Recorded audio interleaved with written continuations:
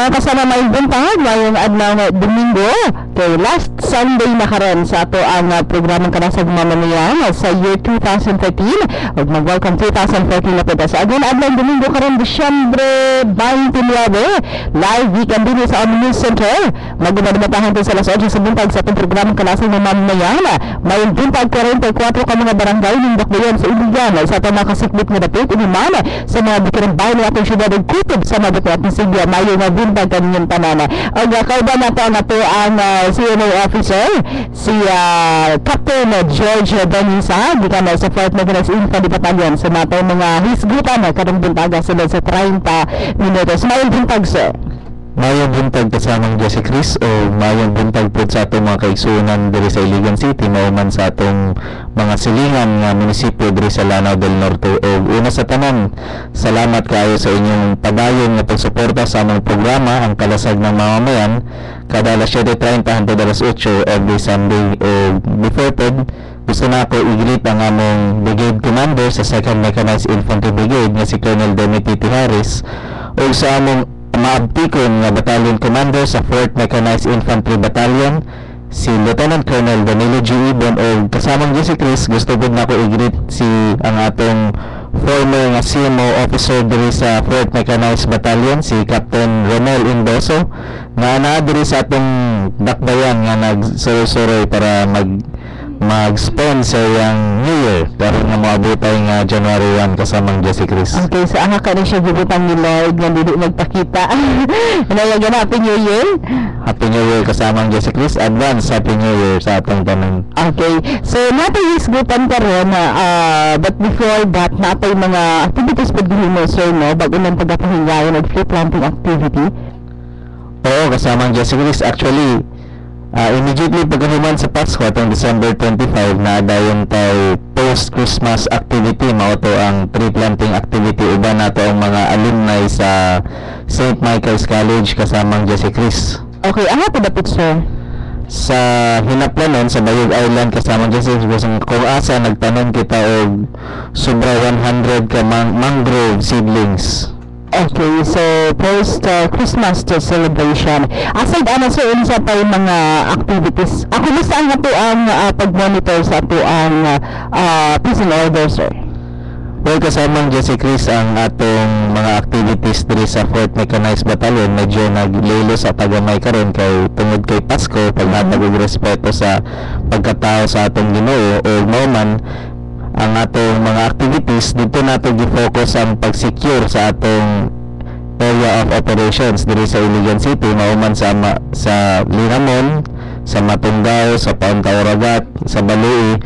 Mao na ang atong mga CMO activities medyo gilolo sa nato kay nag-focus kita sa pagpaigting sa atong seguridad labi na gid sa mga checkpoint operations kasamang Jesse Chris nga naa sa Balui, sa Matunggaw, sa Minungan o sa mauman sa Dalipuga kasamang Jesse Cruz uban ang ato mga kaigsuonan sa Philippine National Police. Okay, so pareho yapon nato no kasama mga kasama dahil sa Christmas tantod karon New Year padayon yapon ta maghatag og serbisyo sa ato ang katawhan.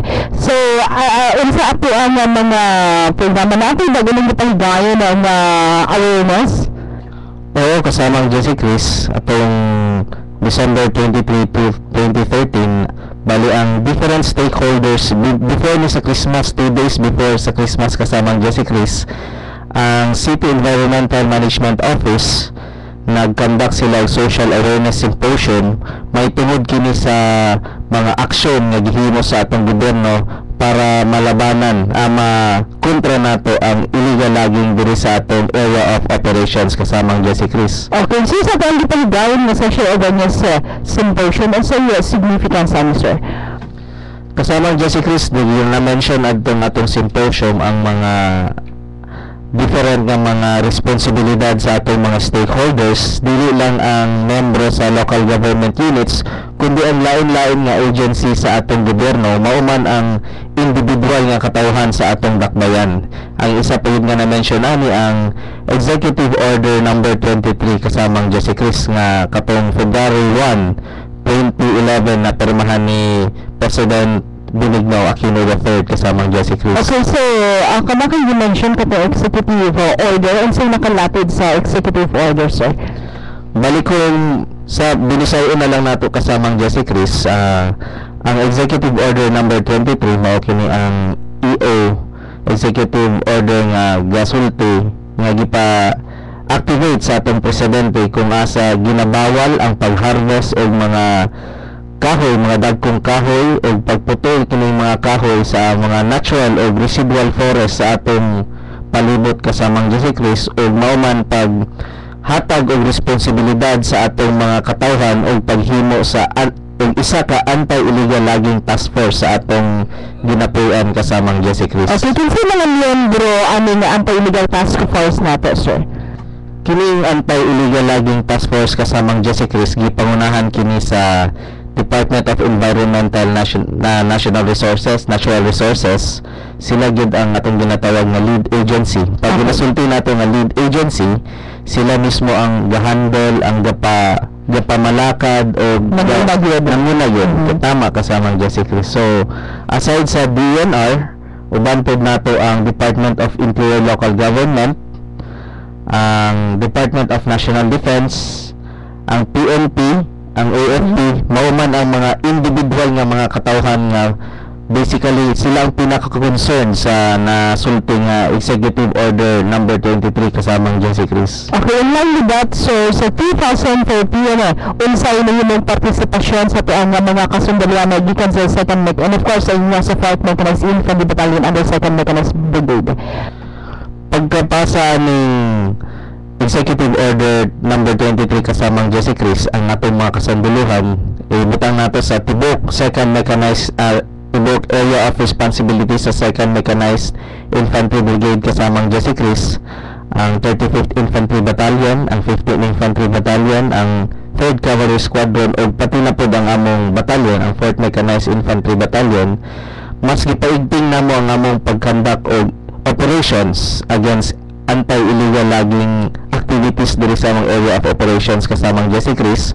Ug mao man sa mga checkpoint operations namo, mas gipa-istriktuhan namo ang mga pag-agi sa mga truck nga gadala og mga timbers, cut timbers sa ilang bagahe kasamang Jesse Cruz. Okay, gano'n mo kung kinunduma na ako na remember pa na ako, iba-ibay na po ang ato ang mga na dakpan ng mga illegal loggers sa mga bukid ng bahay ng ating syudad.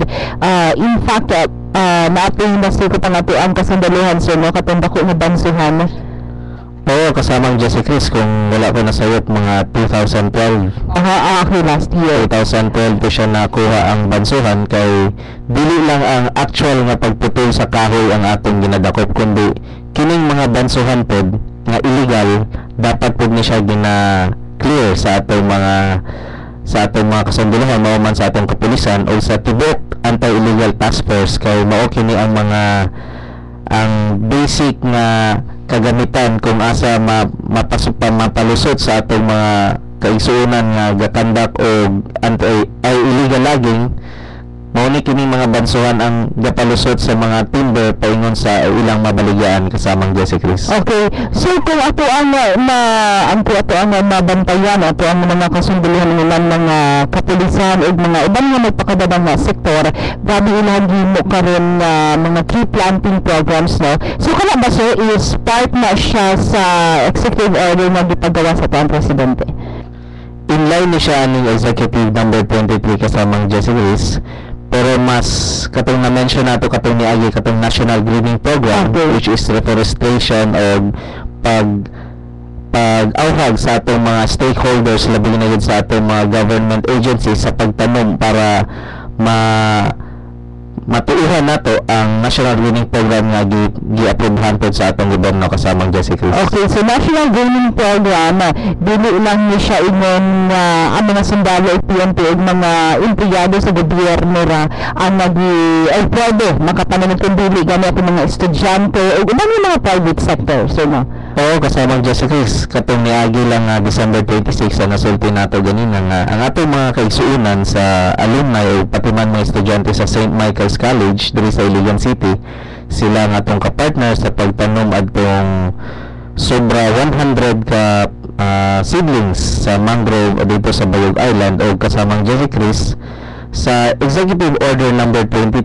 Mao na siya hand in hand na sila ga sabay sa pag-implement sa National Greening Program kay ang atong mga katawhan dapat dili lang ta mangdakop og mga anti-illegal loggers kundi aside ani napoy action ang atong gobyerno kung asa mas magpaigting nato ang pagtanom og mga kahoy kasamang Jesse Chris og sa na-mention ako katong niagi nga kining ang participation sa Armed Forces of the Philippines, particularly ang Philippine Army sa National Greening Program, bali ang kada personnel nga tropa sa kasundaluhan is gina-require nga magtanom og at least napulo ka kahoy sa isa ka tuig kasamang Jesse Chris. Okay. So sa atong gipanggayo na nga awareness symposium unsa pa ilaing nga nasgutan aside aming pagpadayag sa resolution na Executive Order Anti-Illegal Logging Task Force. Kasamang Jesse Chris aside adto katong bali gi-review lang ni ang katong Executive Order number 23 kay sa karon natay existing anti-illegal logging task force diri sa atong probinsya kasamang Jesse Chris. Okay. Ma-identify ba natin sir sa atong mga membro din sir? So matong mga membro kasamang Jesse Chris gipangunahan kini sa atong Penro kay Provincial Anti-Illegal Logging Task Force man siya. Mao man ang atong Provincial Office sa PNP. Ang sa AFP is ang 2nd Mechanized Infantry Brigade o mauman ang local government units sa kada munisipyo kung asa naka-ay sa atong probinsya kasamang Jesse. Okay, so sa Pidok Lano Dumarte. Oo, kasamang Jesse Chris o kato niaging symposium after sa gi-review nato ang Executive Order number 23. Gi-review pod nato pag-usa ang mga kada responsibilidad sa agency nga appeal sa atong ginatawag na task force kasamang Jesse Chris. Okay, so asal ano sino daghan patutag na pili sa tuang pahigayon ng awareness symposium. Oo, kasamang Jesse Chris o isa ani is na-mention pod nga ang anti-illegal logging operations bali gihatag kini nga lead role sa Armed Forces of the Philippines kay kung mahibal-an nato kasamang Jesse Chris sa mga hinto barangay, sa mga hinto provinces ay hinto mga lugar diri sa atong probinsya, ang usually makasulod dito is kung dili ang forester sa DNR mao man makasulod po dito ang mga kasundaluhan nato sa atong 2nd Mechanized Infantry Brigade kasamang Jesse Chris. Okay. So, speaking of framework in Mindanao, unsa may update sir? So, sa atong framework diri sa Mindanao kasamang Jesse Chris, na-mention ako bago lang, diri sa Mindanao ang lead role sa operation sa anti-illegal logging sa pagdakop sa mga nagkandak o mga illegal logging operations is gihatag kini sa atong mga kasundaluhan o sa framework na imong nasulti ganina kung himuon natin siya og murag division of labor sa atong mga stakeholders. Kanya-kanya nga mga role ang gihatag sa atong mga stakeholders kasamang Jesse Chris kung asa dili lang ang Department of Environmental Natural Resources ang gapadagan sa mao nga task force kundi mauman ang PNP, ang DILG, ang LGU sa atong probinsya, ang PNP pod kasamang Jesse Chris. Okay, so tanan gud involved sir no? Tanan gud involved kasamang Jesse Chris, mauman ang atong mga individual nga mga kaigsuonan nga naa dapat concerned gud sa unsay panghitabo sa ilang lugar kasamang Jesse Chris. Okay, so bukas niya mga conceptual framework sa Mindanao. So I'm sure napuputay lain nga nakahatag gid og nakahatag gid siya og tanang dakong pagpagada sa ato ang mga participants that day. Bali na-mention pod kasamang Jesse Chris atong symposium nato atong December 23 nga ang pagdakop dili lang ta maglimita sa pagdakop sa mga naghimo og illegal logging activities kasamang Jesse Chris, kundi dapat ipadayon yun kini pailan og kaso og mahatag sa ila ang tama gyud nga tama nga silot sa ilang gibuhat nga illegal logging activities kasamang Jesse Chris. Mao na nga nanginahanglan pud kita sa suporta sa Department of Justice, mao man ang local prosecutors nato diri sa Iligan City kasamang Jesse Chris. Okay, so iba-iba na po ang mga nasikot din sa tibok lana din natin sa ina. Medyo iba-iba na po kasamang Jesse Chris o on the process ang pagdagan sa ilang kaso kasamang Jesse Chris. Okay, so ako yung mga kasama dili ni siya sa yun kung anong buhok ng ani is ang katulang mga pinagbuhatagan o pinagyanan sa balaod kung dili gihinahanglan usab ang partisipasyon sa katawan labi na dito sa mga bigyan bahay ng ato syudad. Kaya usually magud ang mga tabok kung naay na madakpan nga mga nag-illegal logging, mga tao is kuan gud sila sir no, dili mo pinoy, dili mo istorya kay mahadlok sila ba? Oo, kasamang Jesse Chris, mo na ito na-obserbahan sa unang kung sa'yo kayo tabo dito sa mga hinto area sa atong lugar, dili gud istorya ang mga katawhan kaya nahatlok sila. So kabaligid sila o kinsa may nag-ulo-ulo ani dito no. Kabalo ang dili man siguro tanan kasamang Jesse Chris, pero ang uban nakabalo. Pero once nga na may nga activities ginaawhag na mga kaigsuonan nga dili sila magbuha-buha og report sa atong mga otoridad sa Armed Force, sa Philippine Army, sa PNP or sa DNR, kay sayo pa kasamang Jesse Chris dili nato ma-feel kung sa mahitabo sa atong lugar kung sugod pa lang ang pagputol sa kahoy, pero sa kadugayon ay pa nato ma-feel kung unsa mahitabo sa atong dakbayan kasamang Jesse Chris, kung wala ta malimot kung unsa mahitabo sa bagyong Sendong kasamang Jesse Chris. Ang gusto lang din ni Sir George no, kung gibawal ang pagpabutol og kahoy, ang lisod ni ini is gihimo na ni siyang panginabuhian sa mga katawhan sa hinter areas. Mao na ang lisod kasamang Jesse Chris, pero challenge pud kini para sa atong mga kaigsuonan labi na gid sa atong mga government agencies, para aside aning pagputol sa kahoy nga nasulti ni maghihimo na og panginabuhi sa atong mga kaigsuonan, matagaan ta og oportunidad sa atong mga uban stakeholders nga kung ma-divert ang atong panginabuhi nga lain aside aning pagputol og kahoy kasamang Jesse Chris. Okay, so sa mga aming nga kaso is sa mga aming nga kaso dili lang sa dakbayan sa Iligan, asa ba particular nga mga area sa hinterland?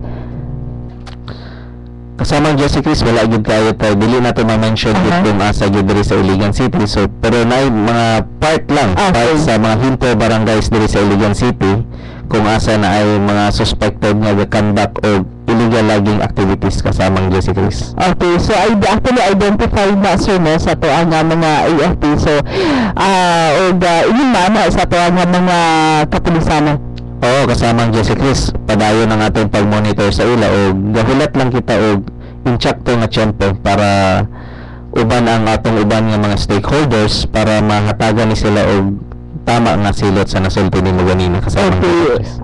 Ganun no, kita nang hinaot po na makita ang sabog masaran sa itong mga kidalaan sa mga bitirang bahin, especially din sa atong syudad, kung unsa ka importante nga wala pa sa insaktong balaod tungod kay nalinaot ni nga katong hitabo nga dakong kalamidad baging sa nagdili sa Iligan, nakahatag to siya og dako nga pagtulun-an no sa ato adin sa syudad.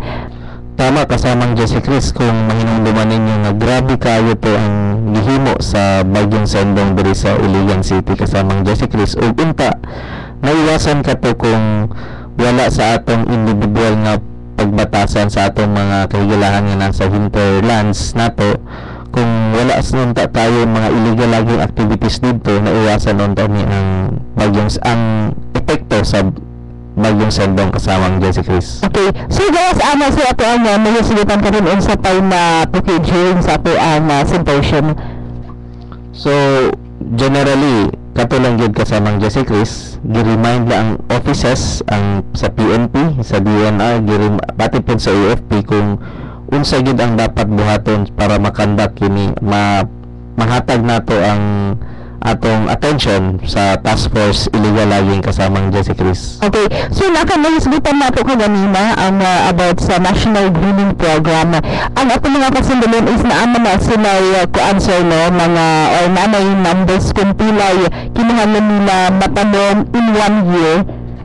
Oo, kasamang Jesse Chris, bali gikan sa among higher headquarters gina-task na mo ang kada sundalo nga at least makatanom o napulo ka kahoy kada sundalo kasamang Jesse Chris. So kanang napulo sa 1 year. One year na kasamang Jesse Chris. Pero kung maibalan ninyo ang atong mga kasundalohan sa 4th Mechanized Infantry Battalion, dili lang napulo ang kakatanom sa isang tuig. Sobra pa kasamang Jesse Chris kay tungod sa sunod-sunod nga mga activities diri sa Iligan City mao man sa atong tibok area of operations sa 4th Mechanized Battalion natay mga kaigsuunan sa mga eskwelahan, mga different groups nga naa diri sa Iligan City nga gakandak pod og mga tree planting activities o tree growing activities sa atong area of operations og pag mga ingani nga mga activities kasamang Jesse Chris, wala ni gabuha-buha ang atong mga kasunduluhan nga mag-participate o magtabang sa atong mga kaigsuonan para sa nasulti nga activity kasamang Jesse Chris. Okay, so halos every month for this year 2013, kada bilang ba din ginapahigayon o depende sa din mag-request o kanang kuan gyud o depende sa mga nag-request sa mga private sector. Sa tibok tuig karong 2013 kasamang Jesse Chris, sa among mga rough estimate is nubo na ang at least 5 ka tree planting activity ang ginakandak in partnership uban ang 4th Mechanized Infantry Battalion kasamang Jesse Chris. So kanang tulo ka higayon in just 1 month.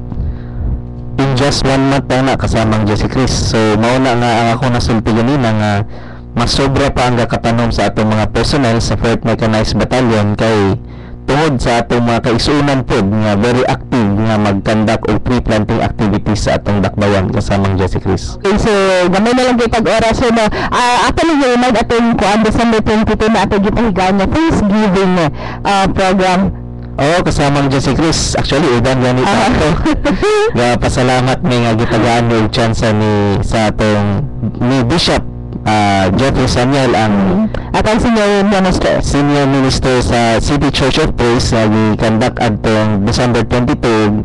Gapasalamat kami kasamang Jesse Chris kung asa gi hatagan nila og importansya ang pag-conduct og operation sa atong mga katropa dito sa Zamboanga City during the Zamboanga City siege kasamang Jesse Chris. Okay, so daghang salamat po daw nakadawat og certificate. Daghang salamat og Happy New Year sa tanan natin mga higala sa City Church of Praise og tungod kay karong Domingo ang ato ang katapusan Domingo katapusan programa for this year 2013 presida po sa 2014 sa inyong dahil sa year-end message sa mga katambikan sa 4th Mechanized. Well, una sa tanan, dako kaya ng pasalamat sa atong mga stakeholders labi na gyud sa inyo kasamang Jesse Chris sa tibok family sa DXIC kay sa padayon ninyo nga pagsuporta sa amo kay kung wala mo kasamang Jesse Chris daghan activities namo ang dili mailungsa dili ma-activate kay ang importante gayud kaayo ang impormasyon nga mahatag nato sa atong mga kaigsuonan diri sa dakbayan kasamang Jesse Chris. O isa pa, kapasalamat kami sa mga very active pod nato nga mga partners labi na gyud ang mga akadim, ang mga eskwelahan, mao man ang mga different organizations nga naa diri sa atong dakbayan nga mo'y suporta sa ato kung dili man kita ang spearhead, kung dili man ang 4th Mechanized Battalion ang spearhead, nagyatigat patalikod sa amo kasamang Jesse Chris nga gasuporta kung kami ang mag-spearhead o pag sila man ang mag-spearhead wala man nila gakalimtan nga agapon kami para mag-uban po sa ilang mga outreach program nga mga activities kasamang Jesse Chris. Okay, and of course, dako kayo itabang na to ang mga stakeholders sa to ang mga partners mga partners na to kanina sa to ang mga programa service, especially kato mga private sector ug ubang mga nagpakabana tungod kay og gawas ka nato pinagi sa nila nakita nila mga ubang panginahanglan sa mga katawhan nga dili nato makita ug dili kaya maabot sa tabang gikan sa gobyerno. Tama kasamang Jesse Chris. O kung tungod po sa ila kasamang Jesse Chris nayabot na to atong mga serbisyo labi na gyud dito sa gapanginahanglan dito sa mga hinto barangays diri sa Iligan City kasamang Jesse Chris. Okay, wala na gito igong oras og sa karon mga yun lang ta og mensahe gikan sa ato ang kasundagan for this year 2013 alang sa ato ang mga kigalaan din sa dakbuhan sa Iligan. So for the year 2013, in behalf sa among battalion commander nga si Lieutenant Colonel Danilo G. Ibon, salamat kaayo sa inyong mga suporta sa amo, labi na gyud sa atong mga stakeholders sa nasulti na namo kay tungod sa inyo nahatag namo among full 100% kung pwede pa 200% nga panerbisyo namo sa inyo. Kay kung wala mo ang mga activities namo is wala lang, dili siya ma-activate. Kay tungod sa inyo nahatag namo gyud na ang among panerbisyo sa among mga katawhan. Maulan to kasamang Jesse Chris o daghan salamat sa atong mga kaigsuonon. Okay, so nasa inyong mga nabata si Sir George Bani sa ito ang sino officer gikan sa Fort Natanay sa Infantry Battalion o hagpinasan sa sunod Domingo, sunod tuig magbarumantahan to sa 2014 wala na gitay ibang oras sa sunod Domingo na kasama magbarumantahan punta sa mga oras sa mga hidayon hindi sa among DXI sa iligan sa itong programang Kalasag ng Mamamayan. Ngayon sa taog Happy New Year sa inyong tanan o belated Merry Christmas. Okay, so Happy New Year sa lagi kami Sir George and of course sa mga opisyal sa AFP, PNP o uban pa again Merry Christmas and Happy New Year. Welcome to 2014. Di ka din sa aming DXI Sibigan. Kini si kasamang Jesse Chris kinabato, tatak, RMM.